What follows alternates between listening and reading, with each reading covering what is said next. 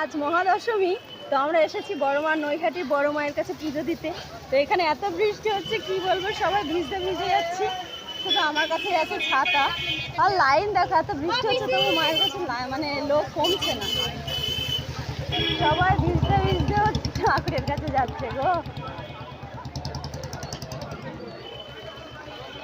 দেখি লাইনটা কত দূরে আছে। এই যে আমাদের টিম যাচ্ছে ভিজতে ভিজতে। হায় রে কি অবস্থা! এই আজ লাইন মনে হচ্ছে কম। ও মা ভগবান, বড় মা দয়া করেছে গো, আজকে আরো লাইন কম। থ্যাংক গড, কি মজা।